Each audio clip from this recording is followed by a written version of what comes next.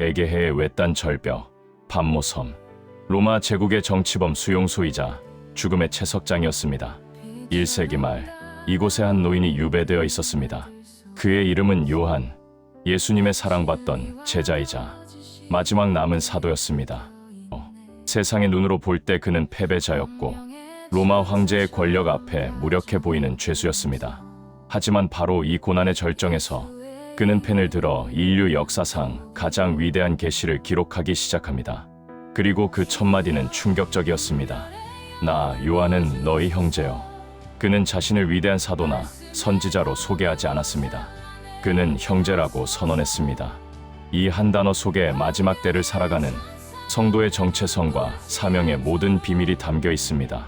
오늘 우리는 이 형제됨의 의미를 파헤치며 우리가 누구인지 어떻게 살아야 하는지에 대한 근본적인 해답을 발견할 것입니다.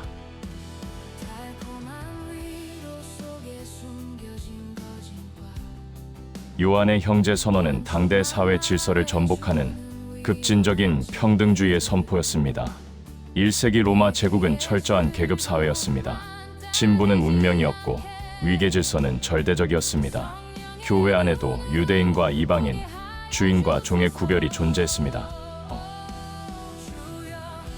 이러한 배경 속에서 당대 최고의 영적 권위자였던 사도 요한이 소아시아의 모든 성도를 향해 자신을 형제라고 칭한 것은 혁명이었습니다.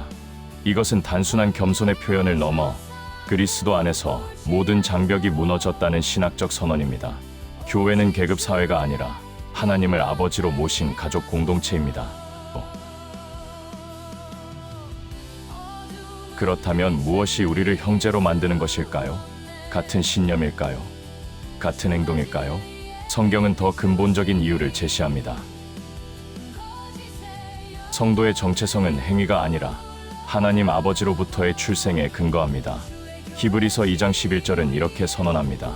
거룩하게 하시는 예수님과 거룩하게 함을 입은 자들 성도의 다 한 근원에서 난지라 그러므로 형제라 부르시기를 부끄러워하지 아니하시고 우리는 모두 동일한 근원 하나님 아버지께로부터 난 자들입니다. 이것이 우리의 진정한 영적 DNA입니다. 현대 심리학은 건강한 자아 정체성의 중요성을 강조합니다. 많은 사람이 자신의 가치를 업적이나 타인의 인정에서 찾으려 하지만 그것은 끊임없이 흔들릴 수밖에 없습니다. 하지만 우리의 정체성이 영원불변하신 하나님께 뿌리를 두고 있다면 세상의 어떤 환난 속에서도 흔들리지 않는 안정감을 누릴 수 있습니다. 이 형제됨은 창세전에 계획된 하나님의 영원한 사랑의 결과입니다. 에베소서 1장 5절은 하나님께서 창세전에 그리스도 안에서 우리를 택하사 자기의 아들들이 되게 하셨으니 라고 말씀합니다. 우리는 우연히 형제가 된 것이 아니라 하나님의 영원한 계획 속에서 가족으로 예정되었습니다. 하지만 형제라는 신분은 책임 없는 특권이 아닙니다. 예수님은 영적 가족의 새로운 기준을 명확히 하셨습니다. 누구든지 하늘에 계신 내 아버지의 뜻대로 하는 자가 내 형제여 자매여 어머니이니라. 존재는 필연적으로 행동으로 이어집니다. 형제됨은 아버지의 뜻을 행함으로 증명됩니다. 이것은 실존적인 문제입니다. 내가 하나님의 자녀라면 아버지의 뜻을 행하는 것은 선택이 아니라 필연적인 결과입니다. 존재가 행동을 결정하기 때문입니다. 그렇다면 아버지의 뜻은 무엇입니까? 로마서 8장 29절은 그 궁극적인 목표를 제시합니다. 그 아들의 형상을 본받게 하기 위하여 미리 정하셨으니. 아버지의 뜻의 궁극적 목표는 우리가 그리스도의 형상을 닮아가는 것입니다. 우리의 삶의 모든 과정은 이 목표를 향해 나아가는 성화의 여정입니다. 독일의 신학자 디트리히 보네퍼는 이것을 값비싼 은혜라고 불렀습니다. 값싼 은혜는 제자도 없는 은혜이다. 값비싼 은혜는 예수 그리스도를 따르기 위해 모든 것을 내어놓는 순종을 요구한다. 사도 요한이 형제라고 부르는 것은 바로 이 값비싼 은혜의 길을 함께 걷자는 동지의 표현이었습니다. 그리스도의 형상을 닮는다는 것은 구체적으로 무엇을 의미할까요? 빌립보서 2장은 그 핵심을 그리스도 예수의 마음을 품는 것이라고 말합니다. 그리스도의 마음의 핵심은 케노시스, 즉 자기 비움의 영성입니다. 이것은 세 가지로 나타납니다. 자기 비움 케노시스, 첫째, 자기를 비우는 마음입니다. 그분은 근본 하나님의 본체이시지만 동등됨을 취할 것으로 여기지 않으시고 종의 형체를 가지셨습니다. 자신의 권리와 특권을 포기하는 것입니다. 형제 사랑은 내가 가진 것을 내려놓는 것에서 시작됩니다. 자기 낮추심 humility. 둘째, 자기를 낮추시는 마음, 겸손입니다. 가장 낮은 자리에서 섬기는 것입니다. 셋째, 죽기까지 복종하시는 마음입니다. 아버지의 뜻을 이루기 위해 자신의 생명까지 내어놓는 순종입니다. 세상은 힘을 얻기 위해 자신을 채우고 높이라고 가르칩니다. 하지만 그리스도는 정반대의 길을 보여주셨습니다.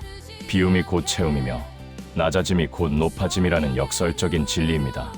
이것이 참된 형제의 삶입니다. 이 길을 따라간 한 젊은이가 있습니다. 짐 엘리어. 영원한 것을 얻기 위해 영원할 수 없는 것을 버리는 자는 결코 어리석은 자가 아니다. 그는 아버지의 뜻을 행하기 위해 자신의 생명까지 기꺼이 비웠습니다. 그의 순교는 아버지의 뜻대로 행하는 형제의 삶이 무엇인지를 가장 강력하게 증거합니다. 그리스도의 마음을 품는다는 것은 또한 베드로후서 1장이 말하는 신성한 성품에 참여하는 자가 되는 것입니다. 성화는 견고한 기초 위에 세워지는 신성한 성품의 건축 과정입니다. 베드로 사도는 믿음의 기초 위에 8가지 덕목을 힘써 쌓아 올리라고 권면합니다. 이것은 영적 성장의 구체적인 로드맵입니다. 우리는 믿음의 기초 위에 덕을 세우고 하나님을 아는 지식을 더하며 육체의 욕망을 절제하고 고난 속에서 인내하며 하나님을 닮은 경건에 이르고 형제를 진심으로 우애하며 마침내 아가페 사랑이라는 완성에 도달해야 합니다. 이것은 고대 철학자들이 추구했던 덕 윤리를 초월하여 하나님의 성품 그 자체에 참여하는 것입니다. 성품의 성장이 멈추면 영적 기억상실증에 빠지게 됩니다. 베드로후서 1장 9절은 이런 것이 없는 자는 맹인이라 그의 옛 죄가 깨끗하게 된 것을 잊었느니라고 경고합니다. 성장이 멈추면 영적 시야를 잃고 구원의 감격마저 잊어버리는 치명적인 상태에 이르게 됩니다. 신성한 성품에 참여하는 삶은 영원한 나라로의 넉넉한 입장을 보장합니다. 이 길을 걸을 때 우리는 실족하지 않고 마침내 그리스도의 영원한 나라에 영광스럽게 입성하게 될 것입니다. 사랑하는 구독자 여러분, 사도 요한은 patmos섬의 혹독한 고난 속에서도 흔들리지 않았습니다. 왜냐하면 그는 자신이 누구인지 정확히 알았기 때문입니다. 그는 로마의 죄수가 아니라 하나님의 자녀요 그리스도의 형제였습니다.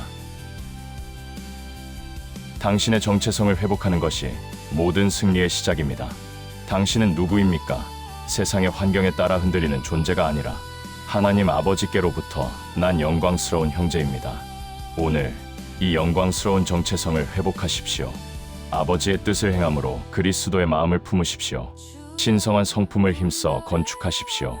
그리하여 마지막 때를 살아가는 참된 형제로서 그리스도의 영원한 나라에 넉넉히 들어가는 복된 삶을 살아가시기를 축복합니다. 감사합니다.